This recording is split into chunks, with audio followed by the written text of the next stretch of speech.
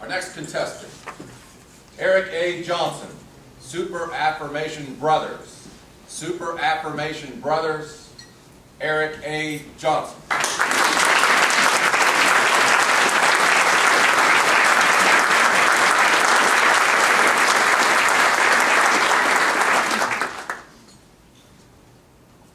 It's 1987. On Gregory Lane in Salem, Oregon, and Legos gather dust in closets. G.I. Joe guys lay abandoned on the battlefield. Transformers remain untransformed. This was the year we were struck by a bomb called Nintendo. Contest master, fellow Toastmasters, distinguished guests, and anyone that's ever been 12 years old and yearned for something out of reach. I was not a needy child, other than my extravagantly long Christmas list. I never asked for anything.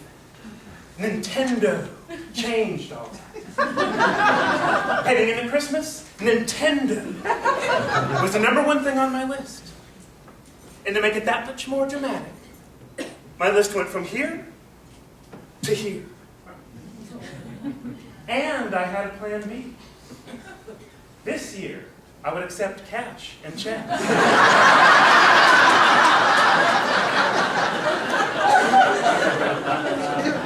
To paraphrase from Sally Brown in A Charlie Brown Christmas, make it easy on yourself. How about 10s and 20s? This was really out of character for me, so I thought I had a shot. But that year, no Nintendo, not even a dime. I decided to go to my mom for advice, and hopefully, some sympathy cash. My mom is a bit of a weirdo.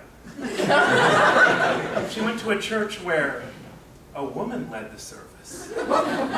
She belonged to a bizarre cult called Toastmasters. And she practiced affirmations. Seeing me in this state, she seized the opportunity to exploit my desperation and teach me affirmations. Now, I did not understand how affirmations were going to help me collect, but I grew up on Star Wars, so I was pretty sure the Force could work for me. And let me tell you, I was an affirmation Jedi superstar. I would repeat in my mind, I'm going to have a Nintendo. I'm going to have a Nintendo. I would use mental imagery. I'd picture myself forking over the cash for my Nintendo, clutching it to my bosom and bursting out of the store. Excuse me, sir, coming through. I have a Nintendo.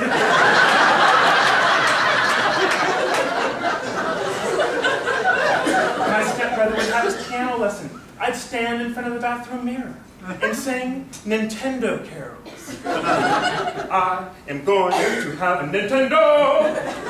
I am going to have a Nintendo.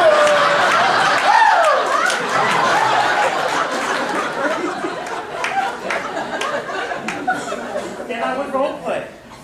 Doctor, what in tarnation's wrong with me? Mr. Johnson, I'm afraid you're going to have a Nintendo.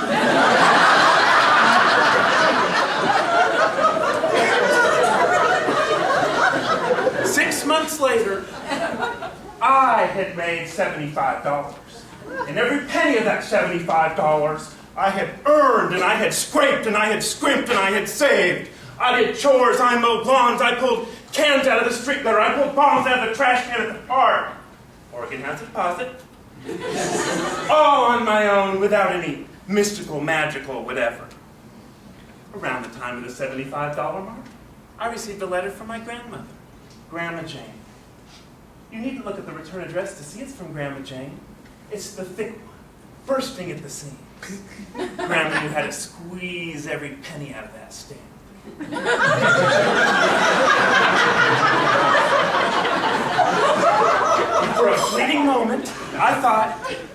is going to reward me for being so good in saving. Please be a check, please be cash, traveler's check, money order. I take it all. But I knew better. Grandma is frugal and an information pack rat. She wrote me a letter, but everything else in there, clippings. From God knows when. Some of it really interests me, but some of it just leaves me scratching my head. Article about baseball, can't go wrong there. Salmon fisheries. Well, I like to fish, but this article's from 1968.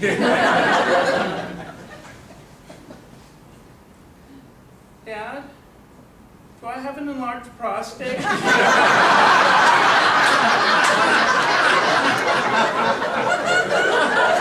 But there's something even more unusual in this envelope. An article about a contest to name the governor's mansion, and a suggestion from Grandma Jane herself. Mahonia Hall. Doesn't that have a nice ring to it? Mahonia Hall. Mahonia, from the Latin for the Oregon grape, Oregon state flower. Very clever, Grandma Jane. I sent it in. And 2 weeks later, I was in the final 5. And I would be having lunch with the governor at the state capitol building. I barely remember. I was so nervous. Eventually, the governor, seated at the head of the table, announced the winner. It was me. I stood up to shake his hand, and the flashbulbs, I remember a lot of flashbulbs. And the next thing I knew, they had me pushed up against the far wall with cameras in my face and bright lights and microphones, riddling me with questions and scribbling on their little pads. Kind of reminds me of my first table topics.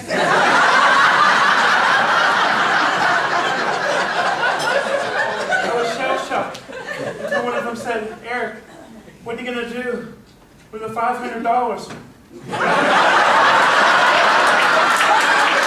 Suddenly I became focused. My dear, I am going to buy a Nintendo. And in my moment of triumph, she asked me, "What's a Nintendo?" Did affirmations really work? Did I create some kind of good karma with all my hard work and saving? I don't know. But if you want something as cool as Nintendo, you gotta cover your bases. You gotta have affirmations, you gotta listen to Grandma, and you gotta have a healthy prostate.